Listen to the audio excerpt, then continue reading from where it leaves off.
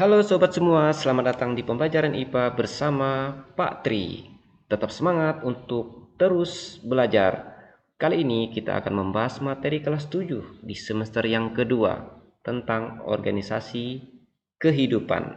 Nah, tujuan pembelajaran dalam video kali ini, adik-adik setelah mempelajari video ini dapat mengetahui hierarki organisasi kehidupan, dapat mengetahui jenis-jenis sel pada organisme, dapat mengetahui pengertian dan fungsi sel, kemudian organel sel, dan mengetahui perbedaan sel hewan dan sel tumbuhan. Nah, agar adik-adik dapat memahami materi ini, yuk kita simak penjelasan berikut ini. Dalam ruang lingkup biologi, organisasi kehidupan makhluk hidup terdiri dari berbagai tingkatan atau hierarki. Organisasi ini dimulai dari yang paling sederhana hingga tingkatan yang paling kompleks, di mana setiap tingkatan itu memiliki kekhasan sendiri.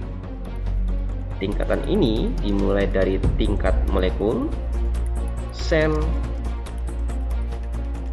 jaringan, organ,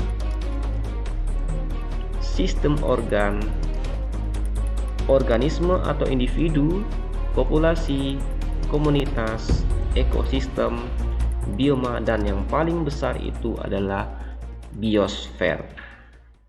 Tingkatan organisasi kehidupan yang paling kecil penyusun tubuh organisme adalah sel. Apa itu sel?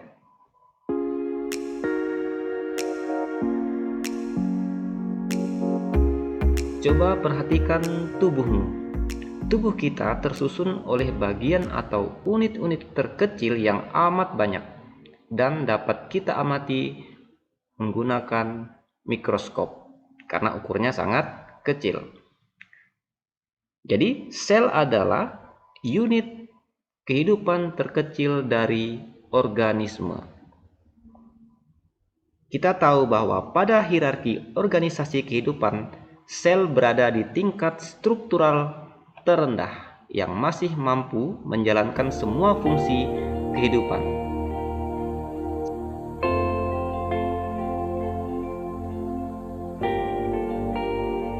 Sel mampu melakukan regulasi terhadap dirinya sendiri, memproses energi, tumbuh dan berkembang, tanggap terhadap lingkungan, serta dapat melakukan reproduksi untuk melestarikan jenisnya.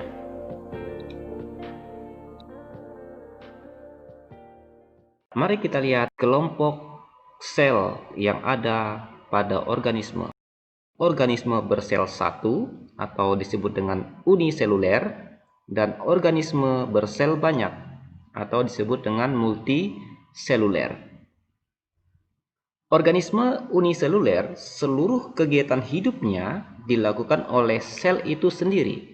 Bernapas, makan, mengeluarkan zat sisa, berkembang biak, dan bergerak itu dilakukan secara mandiri oleh makhluk hidup atau organisme bersel satu. Yang termasuk makhluk hidup bersel satu antara lain bakteri, amoeba, paramecium, eugulena, dan ganggang hijau biru.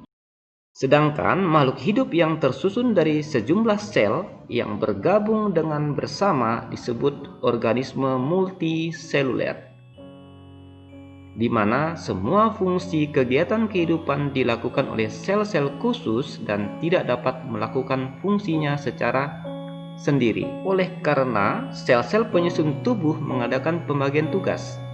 Ada yang bertugas mencerna makanan, bergerak, mengeluarkan zat sisa, dan berkembang biak atau bereproduksi.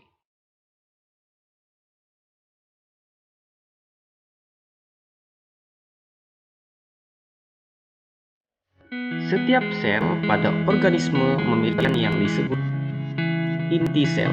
Berdasarkan ada tidaknya membran yang melindungi bahan inti sel, jenis sel ini secara struktural berbeda. Kedua jenis sel tersebut adalah sel prokariotik dan sel eukariotik. Pada sistem 5 kingdom, hanya Monera yaitu bakteri dan ganggang biru yang memiliki sel prokariotik. Sedangkan protista, jamur, tumbuhan, dan hewan semuanya terdiri dari sel eukariotik. Sel prokariotik adalah sel yang memiliki inti sel, tetapi inti selnya tidak diselubungi membran inti. Sedangkan sel eukariotik memiliki inti sel dan inti selnya dibungkus oleh membran inti. Sel prokariotik strukturnya lebih sederhana dibandingkan pada sel eukariotik karena tidak mempunyai organel yang terbungkus di dalam membrannya. Sedangkan pada sel eukariotik strukturnya lebih kompleks karena tersusun oleh organel yang terbungkus membrannya.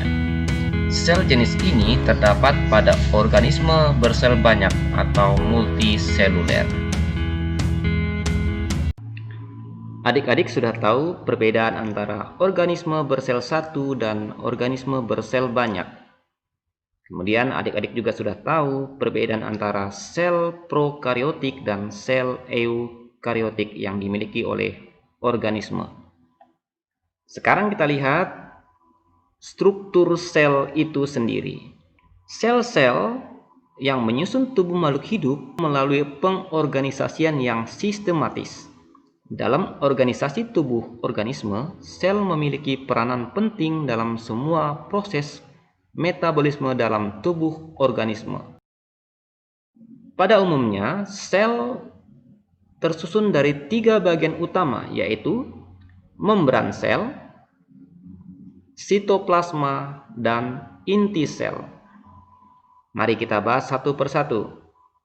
Membran sel merupakan bagian yang membungkus sel, bagian luar.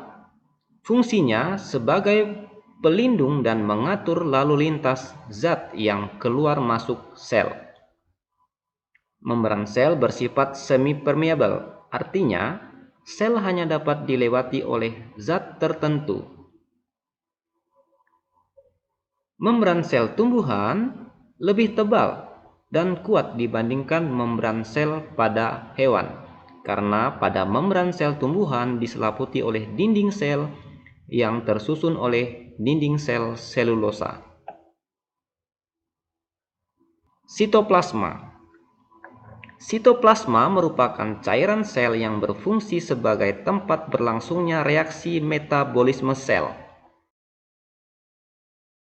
Di dalam sitoplasma terdapat bagian-bagian penting yang memegang fungsi utama sebagai pelaksana aktivitas sel dan disebut dengan organel sel. Inti sel atau nukleus.